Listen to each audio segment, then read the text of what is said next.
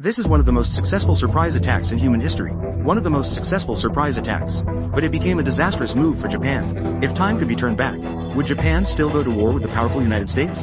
In the Pearl Harbor incident, what exactly did the US military lose? How did Japan carry out the surprise attack without anyone knowing? Unbeknownst to them, the surprise attack was completed. In this video, we will take you through the entire process of the Pearl Harbor attack. On September 1, 1939, Germany launched a blitzkrieg against Poland. Britain and France declared war on Germany 2 days later. During this time, the United States remained neutral. Japan was the only powerful militarized nation in the Far East, the only powerful militarized country. However, as a small island nation relatively lacking in natural resources, Japan needed to acquire a large amount of natural resources from neighboring countries, such as rubber from Southeast Asia, iron ore from Northeast China, and oil from the Dutch East Indies. But many of these regions were ruled by Western powers. For example, the Dutch East Indies were governed by the Netherlands. Malaysia was ruled by Britain.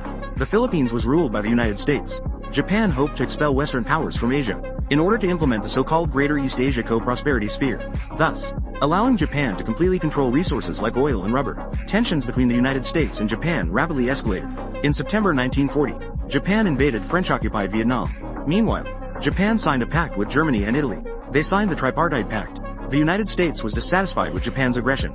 The security of the colonized Philippines was threatened. This led to even more strained relations between the two countries. That same year, the United States halted oil supplies to Japan. Japan was left with only one option.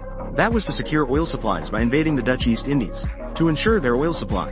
However, Japan faced a significant threat, because since April 1940, the U.S. Pacific Fleet had been stationed at Pearl Harbor. If Japan could incapacitate the United States Pacific Fleet, and render its combat ineffective, then Japan would have the opportunity to control the entire Pacific region. Admiral Isoroku Yamamoto, commander of the Japanese Combined Fleet, planned an attack on the United States Pacific Fleet located in Hawaii. The raid operation of the United States Pacific Fleet, although Yamamoto was wary of America's powerful industrial strength and military production capabilities, this was Japan's only option.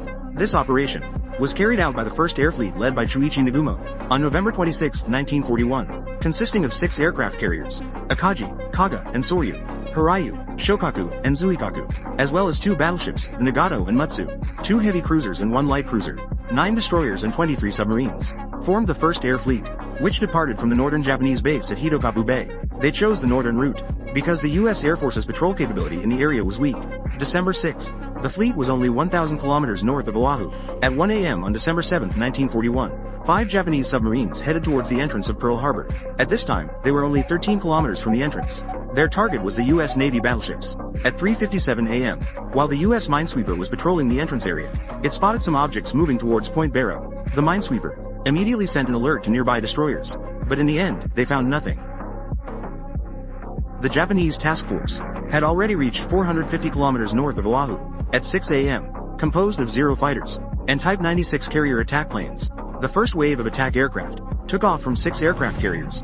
The first wave consisted of a total of 183 aircraft. At 6:45 a.m., an American destroyer attacked previously.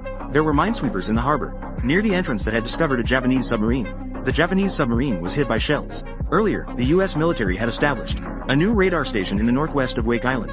At 7:02 a.m., the radar station detected incoming Japanese planes, but these planes were mistaken for American B-17 bombers. At 7:05, the second wave of attacks began.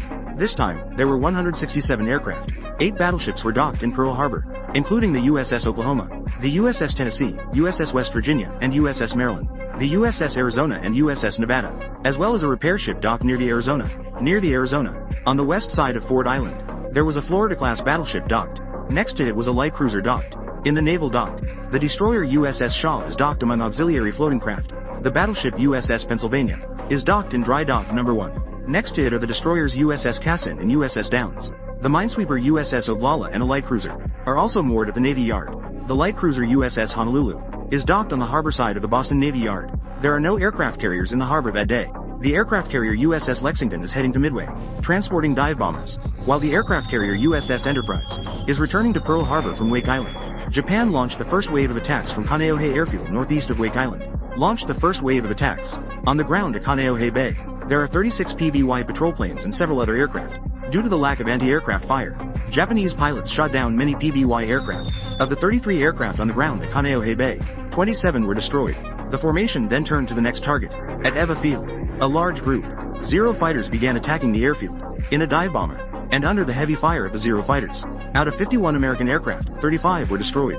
19 Solomon Islands dive bombers from the USS Enterprise arrived during the attack.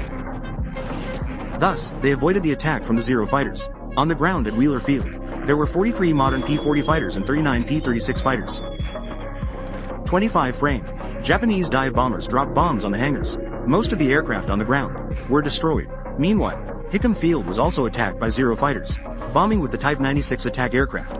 The bomb hit the fighter aircraft here, production line and hangars. At this time, 12 B-17 bombers flying from the mainland United States arrived at Hickam Field. To avoid being attacked by Japanese Zero fighters, they dispersed throughout Oahu. Some B-17s successfully landed. The main targets of the dive bombers and Zero fighters were the aircraft on the ground. Soon they gained air superiority over Oahu. The Japanese torpedo bomber squadron split into two groups. The first group headed to the west side of Pearl Harbor. 7:55 a.m. They began attacking the carrier berths, but there were no aircraft carriers here that day. Therefore, they launched 6 torpedoes at the USS Utah. 2 of them hit the target. 1 torpedo passed in front of the bow. The other hit the hull. The Type 96 attack aircraft bombed the hangars on Ford Island. Bombs were dropped on the runway for planes and seaplanes. The first torpedo bomber squadron headed southeast. They launched torpedoes at the nearest ships. A torpedo headed towards the USS Oglala minesweeper. The torpedo passed under the ship and exploded near the cruiser. Both warships sustained damage. Other aircraft from the first torpedo bomber squadron flew towards the target of the battleship Drive. The second torpedo bomber squadron targeted the USS West Virginia. They launched torpedoes at the USS Oklahoma and the repair ship. 7:56. 2 torpedoes were fired at the battleship Oklahoma. The Oklahoma was hit by 2 torpedoes. At 8 o'clock, it was hit again by a 3rd torpedo. A 4th torpedo directly caused the capsizing of the Oklahoma, and it sank into the water. The West Virginia was attacked by 7 torpedoes, causing severe damage. At 8:03, the bow of the Nevada was also hit by a torpedo, hitting the cruiser California, moored on the southeast side of Ford Island.